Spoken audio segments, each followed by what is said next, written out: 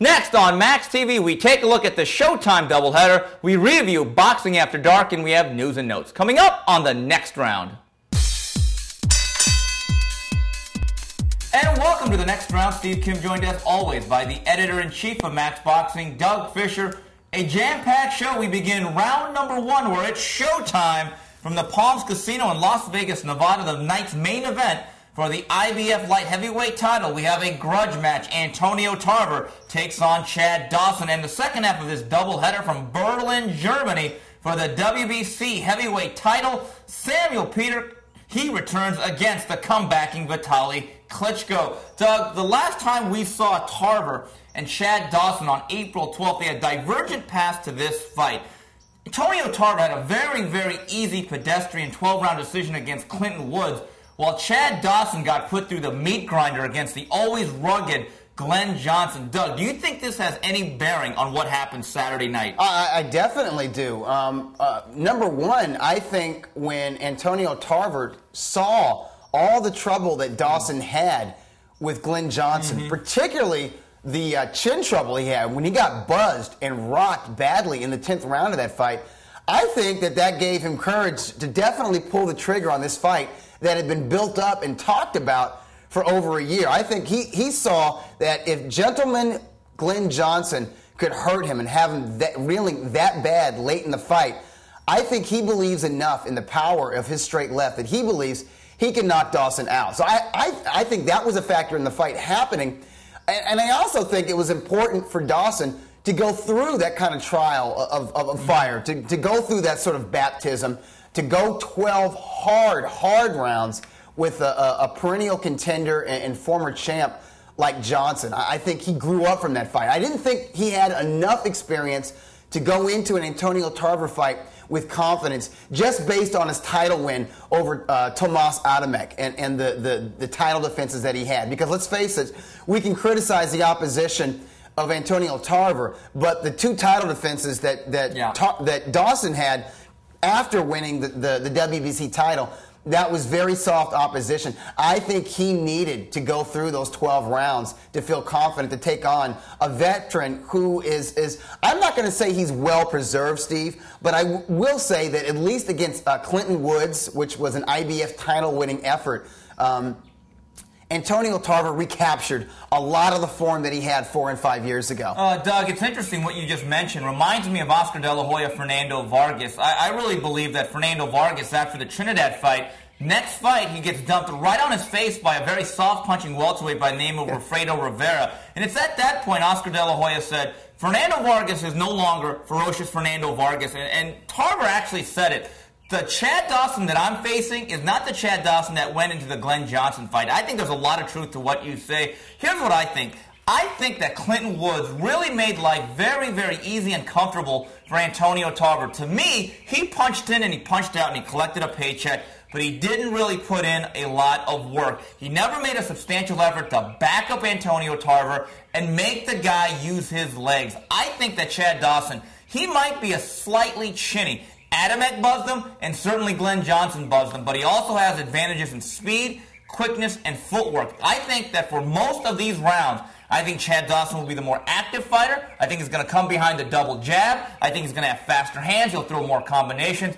I think timing is essential for Antonio Tarver. I think Tarver will look for openings, and he will not try to look for winning rounds. I think he'll look for opportunities to hurt Chad Dawson and put him away. I think he's looking for that one big shot, because one thing that was very obvious to everybody who was at the kickoff press conference for this fight here in Los Angeles was the size difference in these two light heavyweights. Antonio Tarver walks around like a big cruiserweight, whereas Chad Dawson looks like a super middleweight. He looks like a super middleweight who is just fighting at 175 pounds. In fact, I believe he was at weight, 175 pounds, at that press conference. Yes. His shoulders are more narrow. His body is more narrow. He doesn't carry as much mass in his thighs and in his upper body as Antonio Tarver. And I think Tarver is going to be looking for that one punch that will knock Chad Dawson out.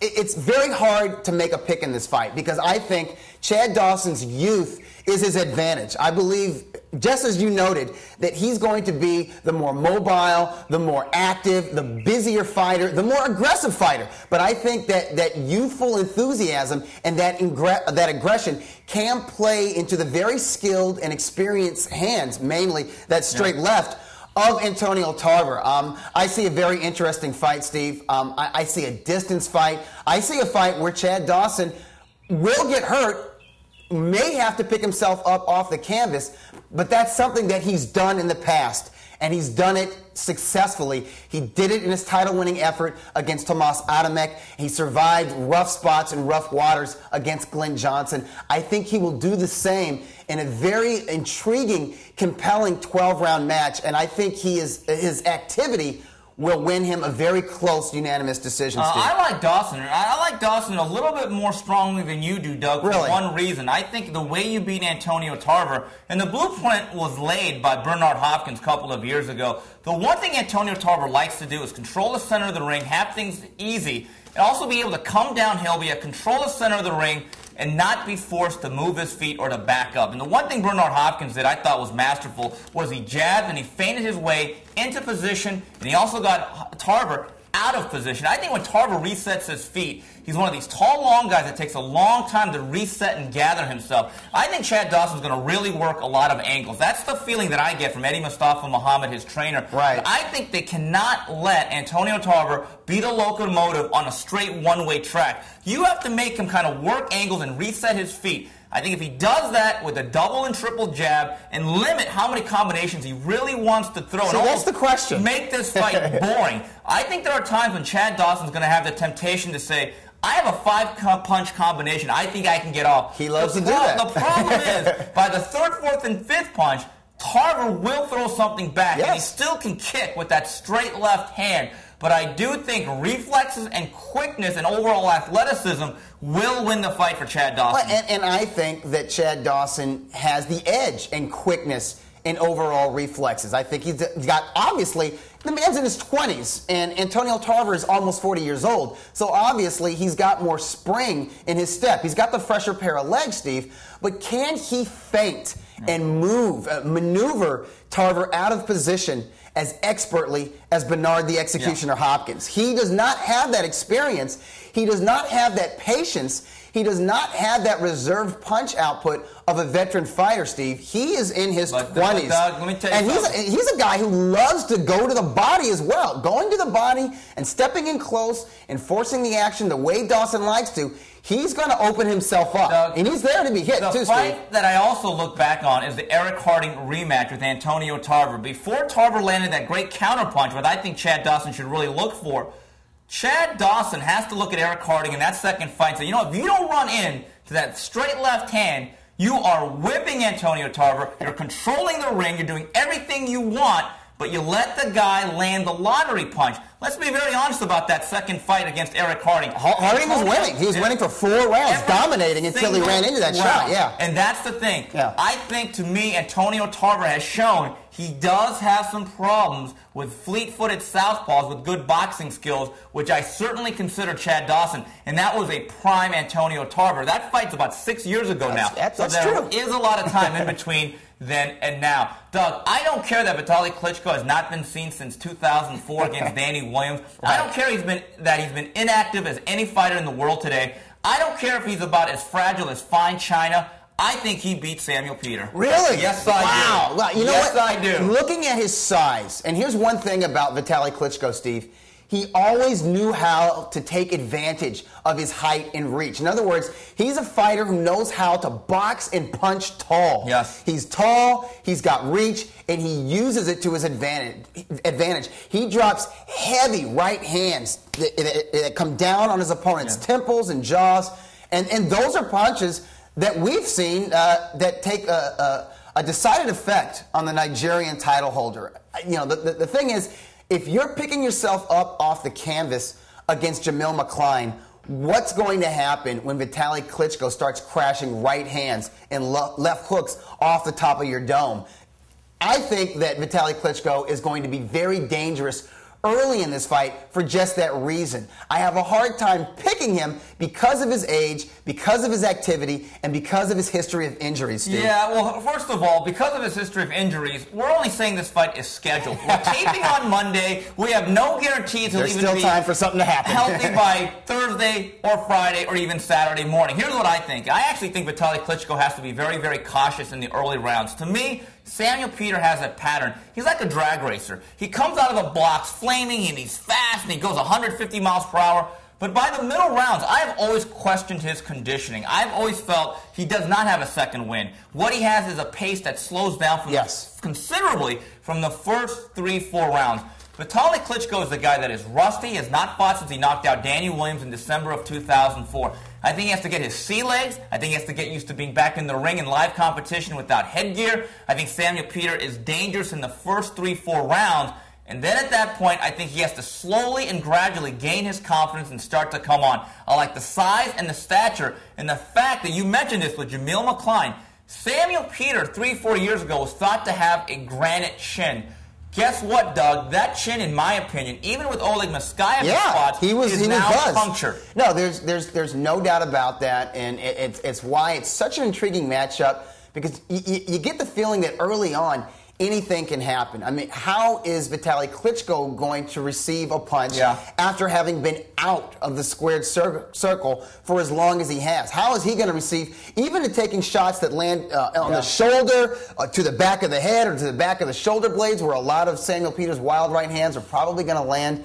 And what the heck is going to happen to Samuel Peter when he's struck by perhaps the hardest hitting puncher he's ever faced since facing Baby Brother? But I will say this, it seems to me like you're looking at Samuel Peter sort of as I don't want to say a front runner, but as the fighter who's most dangerous early. Yeah. And I see it the other way around, because I agree with you. He does not get a second win. He comes out hard, and then he slows his pace down, but he does fight for 12 rounds. And I think in that respect, the 24 rounds that he went with James Toney and the 12 rounds that he went with Jamil McCline, I think that experience, and let's not forget the 12 rounds that he went against Baby Brother. I think those 12-round contests, that experience is going to serve him well in this fight. I think he can actually get through some rough spots, and I think he's going to have trouble just with the boxing skill of Vitaly Klitschko. Klitschko's a far superior technician and boxer in the middle rounds, but I think he can fight hard for 12 rounds.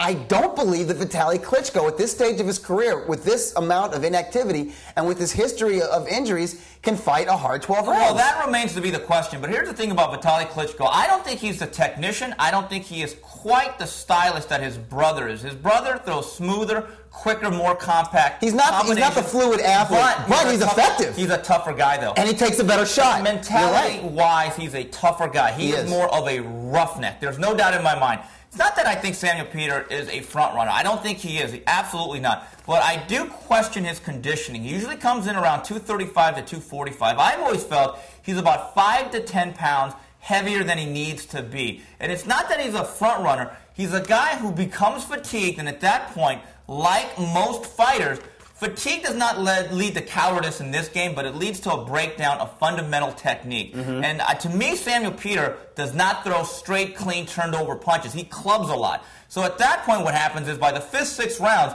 his punches may still have the same velocity, but in terms of its arc and their effectiveness in landing the target where it needs to be, I just believe that he's going to have a hard time if he doesn't really hurt Klitschko early. I think Klitschko's the guy, if it sees rounds 6, 7, and 8, even though there may be problems in conditioning, Klitschko's been in some tough fights. I think he's the guy that says to himself, you know what, I'm still alive. I haven't broken into pieces. I can control this guy at the end of my jab and just straight rights, And I still have not seen a fight where, in my opinion, in the late rounds, that Samuel Peter has really come on. And how many, ask yourself this, how many 10, 11, and 12th round knockouts has Samuel Peter scored? None. Hardly 0. any. Exactly. Most of his knockouts occur over the first half of the bout. So it's going to be very interesting. And you know, if Samuel Peter can't stay on his feet, if he gets dropped a couple times and still sees the final bell, it's going to be hard for him to win a decision. Having said that, I'm going to go with the younger, fresher fighter. I don't want to say stoppage, because it just seems like, you know what, if there's a stoppage and Samuel Peter is the recipient, I think it's because Klitschko stays in the stool because shoulder, something is wrong with his body. His hand, elbow, his knee, his shoulder, something breaks down on Brittany. Yeah, but I think this is an intriguing doubleheader. I think all four men can make a very, very strong case for winning these fights. And that's it Saturday night on Showtime. Then we come back, round number 2. We take a look at Boxing After Dark. Moving on, round number 2, the next round, Steve Kim, Doug Fisher talking boxing. This past weekend, it was the latest installment of Boxing After Dark on HBO. Your results, junior middleweights, and Alfred Angulo goes to 14-0, stopping the too-tough Andre Serkan in 10 rounds. Featherweights, Yurkaitis Gamboa, TKO in 2 over Marcos Ramirez. And for the WBC interim junior middleweight title, Sergio Martinez captures the belt, stopping Alex Bunima in 8 rounds. Doug, Angulo Serkan was very exciting, just the way we thought, and we thought it'd be a little bit one-sided. But I have to tell you, the last 3-4 rounds had a Randall Tex Cobb, Larry Holmes-esque feel to it. That was very tough to watch. Yeah, because you knew that Serkan was not going to pull a victory out of the jaws of defeat. You knew he was on his way to either a late stoppage or a very one-sided decision. And you asked yourself, as the viewer, as a fight fan, and perhaps a hardcore fight fan who has seen serious brain injuries or even fatalities come out of these kinds of one-sided beatings, you ask yourself, why wasn't the corner or the commission or the fighter's manager or the doctor stopping this fight? Why was it going when it was very obvious after the 7th round that not only he did not have the power to hurt Alfredo Angulo or the boxing skills to outbox him or the activity to outwork him?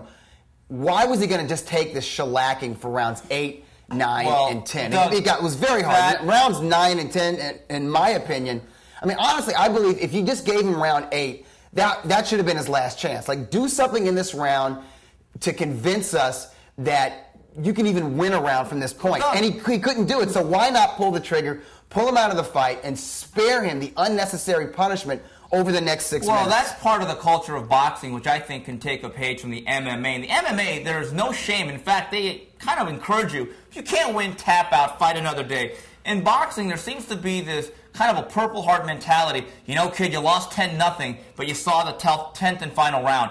Here's the thing. The problem with Andre Serkan's mentality or strategy coming in, and that includes his corner's management, they felt Angulo is a strong puncher in the beginning, but we're going to wear him out, we're going to take him to deep water, and we're going to drown him. Wrong. The problem was that Angulo is so well conditioned, and his punch volume does not go down over the second half of the fight. He keeps it up throughout 10 rounds, and there's a lot of snap and leverage on every shot. Not enough to knock you out, but enough to snap your head back and jar that gray matter between your ears. It's not a good thing. Here's the thing, and this is how stuff like Jesus Chavez, Levander Johnson take place. When you have heavy-handed guys who are not Bob Foster in terms of taking you out and just beheading you with one punch, Angulo is a lot like Chavez in a sense that he's a heavy-handed, strong puncher who's more of a volume guy. He's not going to really knock you out early for the most part. And to see a Serkan's legs shake and quiver, to him walking back to his corner almost in a way that if he's almost punch drunk and he's veering off to the side, he's having problems sitting down on his stool for like 15, 20 seconds because they can't locate the stool. And looking at that corner, just saying to themselves, let's go another round, let's go another round. That's no strategy. To me, if the fight was 4-3 in rounds or even 5-2, in rounds 8, 9, and 10, you could say to yourself, okay, we're in the fight. But when it's 7 or 8-0, and everybody knows inside that arena, you're not going to win the fight.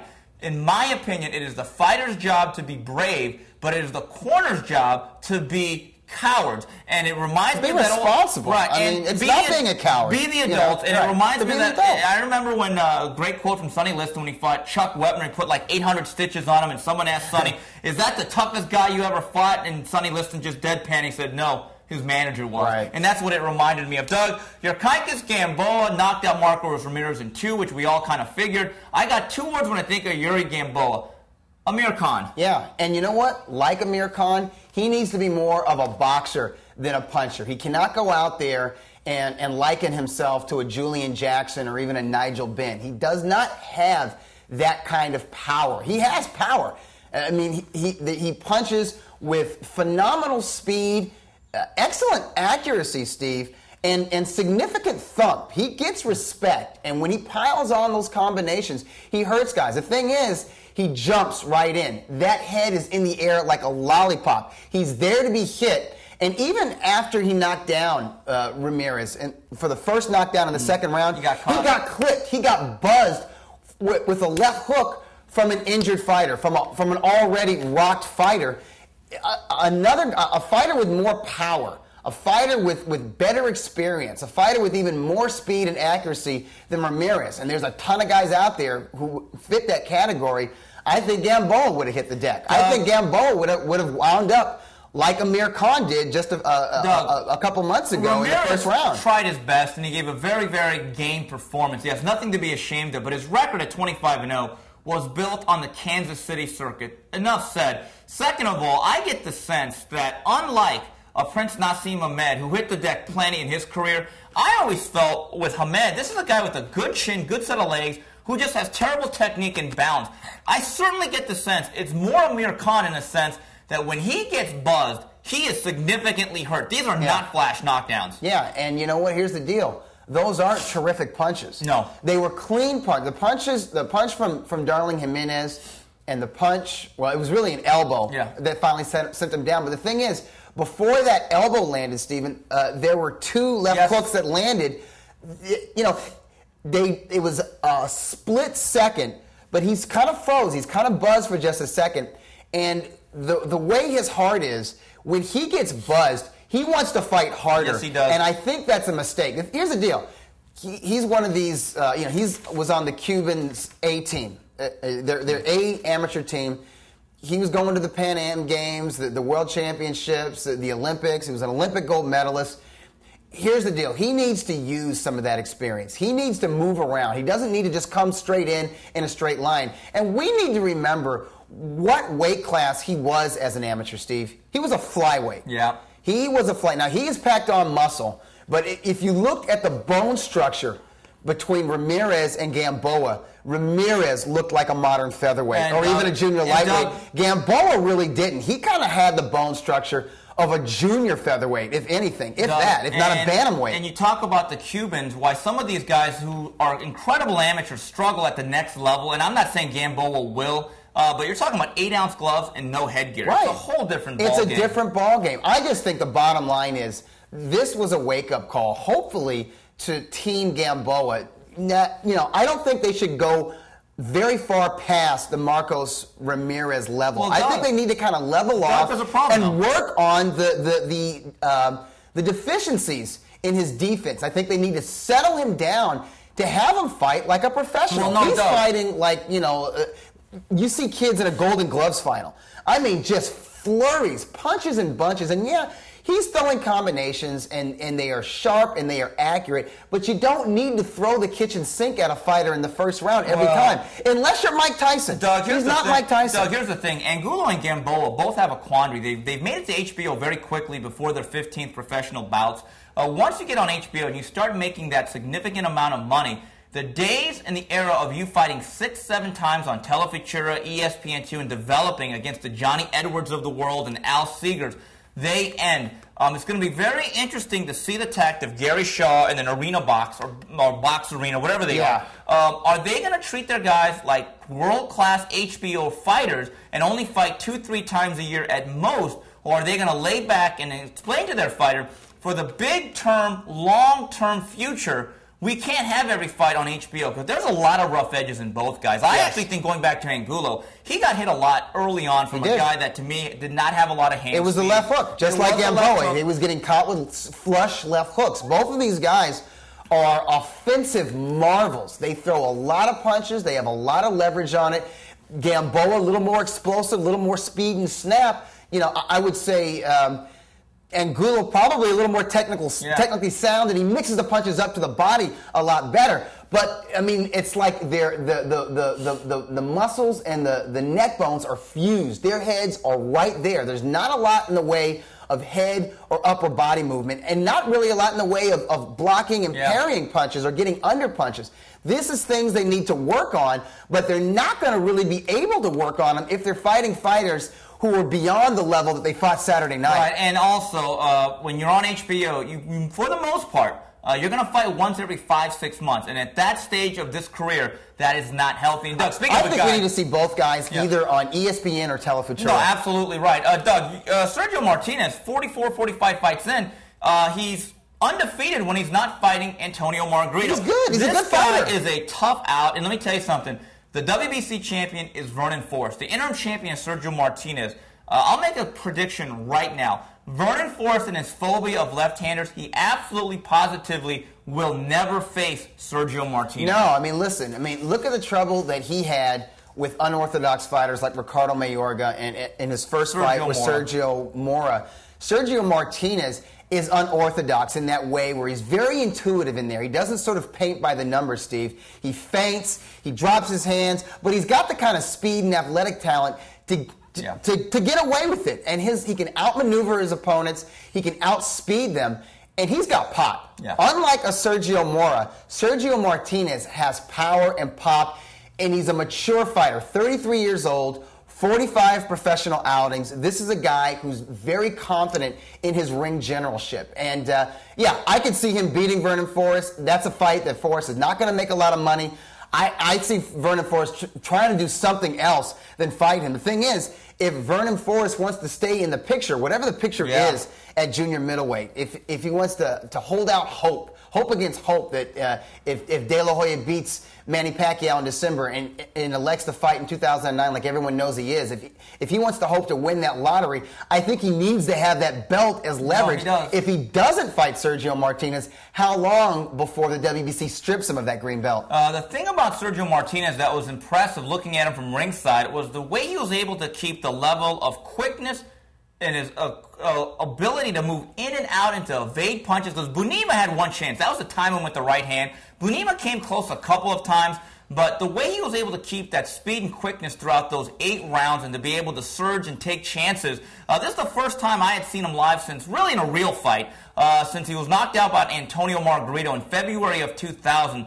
The level of physical development and strength has been very impressive. He's a much different fighter than the one that was 16-0-1 getting stopped by the Tijuana Tornado. Well, that's it for Boxing After Dark. We come back. We wrap it up with news and notes. All right, we wrap things up. We go to news and notes.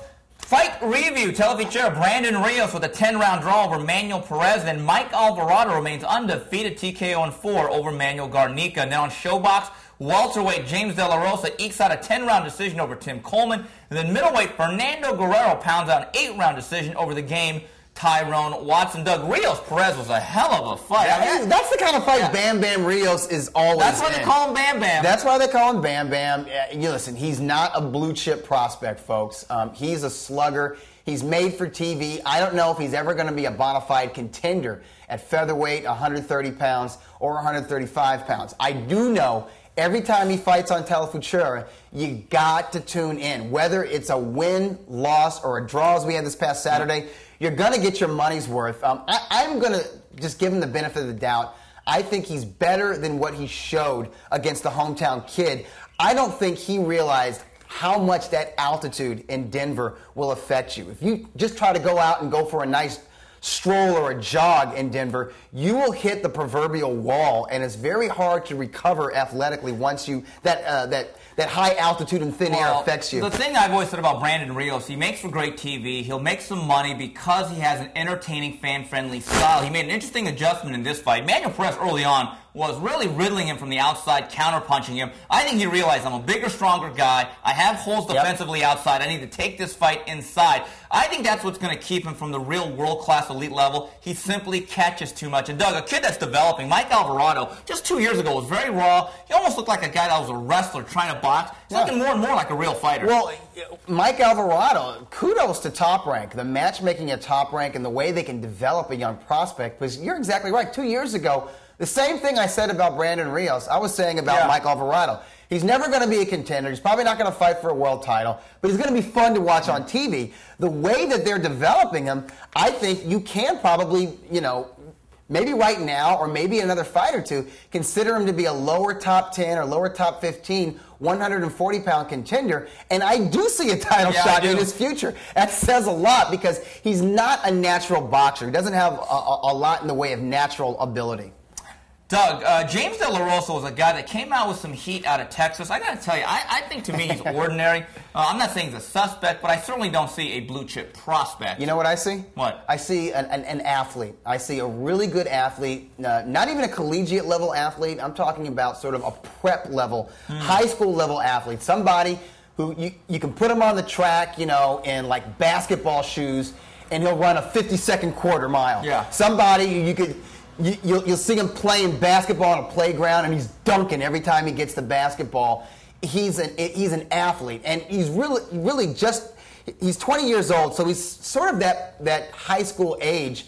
I think it was good for him to go the 10 rounds with Coleman. I think when a young fighter with his kind of athletic talent is being outboxed and is forced to go to the distance, and particularly someone who was like a local attraction in Arlington, where he was the king, that's his nickname, in small club shows there, to get beyond, to get out of that environment where he's not the favorite fighter, he's not the guy everybody's cheering for, and he's having to struggle, he's having to dig deep. I think it lets him know that, you know what, I'm going to have to add some skills, some technique. I'm going to have to settle down. I'm going to have to even work harder in the gym. Doug, the story of this ShoBox telecast, in my opinion, is Fernando Guerrero. Now, when you talk about Dominican athletes in this country, the ones that we really gravitate to are shortstops and right fielders like Vladimir Guerrero. Right. But I was stunned that here we are in Maryland, yet a Dominican fighter actually has a very large fan base. And that's now, rare for Dominican fighters. Absolutely. Even at any single level, even a guy like Joan Guzman, for instance. They don't even draw in New York City, Steve. You're talking about a kid who's 21 years old. He's about 8 or 9-0 now. But, Doug, I like him. I'm not saying he's a great prospect, but he's a friendly fighter in terms of,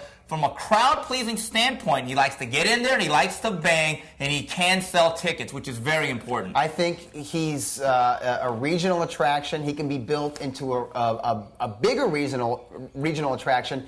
And if he's matched right, I think he can be at least develop into a bona fide prospect. Well, Doug, he does have the amateur background. Doug, here's what I like, he does have the talent. He is trained by Barry Hunter, who's an outstanding teacher, did a great job with the Petersons. Very good with technique, textbook technique. And he is promoted by Prize Fight Promotions, led by Brian Young. And they keep their fighters busy. They are guys who do not rely on TV. They absolutely say, we want to fight you X amount of times with or without TV. That's exactly what a guy like Fernando Guerrero. That's a favorable combination for the young fighter. Absolutely. And Doug, you were out here. Juanma Lopez. Well, that sure didn't take long knocking out Cesar Figueroa in less than, 50 seconds? 47 seconds. Woo! That guy is amazing. He's awesome. I mean, I'm going to say it right now. Juanma Lopez is what I believed Edwin Valero would have been had he never been banned from the U.S. Had he stayed with Joe Hernandez and stayed based here in Southern California and continued to get the kind of gym experience and technical teachings from a competent trainer. That's what I believed Valero was going to be. What you see in Juanma Lopez is if he's in with an aggressive macho fighter, the moment they make a single mistake, they're decapitated, and the fight is over. And, listen, Cesar Figueroa, he is not a world beater. He is not a contender. I don't even know if you can consider him to be a fringe contender. But what he is experienced and tough, and he's not the kind of guy you knock out with a single right hook, Steve. And the way his body reacted, it was like all the neurons just shut off. The strings were cut on the marionette, and he dropped to the canvas. I was there as part of the top-ranked commentating team. I interviewed Juanma Lopez. After my interview, he was still sitting there. Figueroa was still sitting there, not knowing what happened. 15 minutes after the card was over, he's walking back to his dressing room. He's still glazed over. He still did not know what the hell had happened to him, Steve. That's the kind of puncher Juanma Lopez is. But he's not just a puncher. He's a boxer. He's a technician. He's an excellent counterpuncher. The biggest names at 122 are obviously Israel Vasquez and Rafael Marquez. But it says right here the best 122-pounder might be Juanma Lopez. Right now, folks. A couple of tidbits before we wrap it up. Arthur Abraham was supposed to fight Raul Marquez. Instead, he was KO'd by the flu. They will reschedule that for November the 8th. And November the 1st, Christian Mahar's Vic Darchinyan. It will land at the Home Depot Center in Carson, California, December 13th on Showtime. The third installment of one of the most exciting rivalries in all of sports. Kendall Holt will take on Ricardo Torres. Doug, Darchinyan Maharez.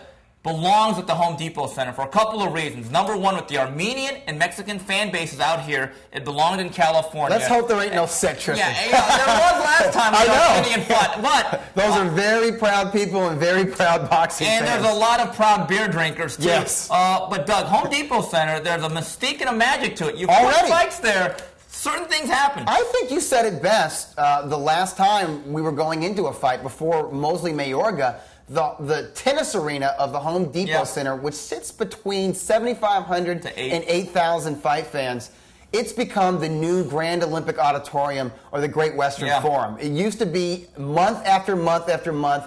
Awesome fights were taking place at the Olympic and the Forum.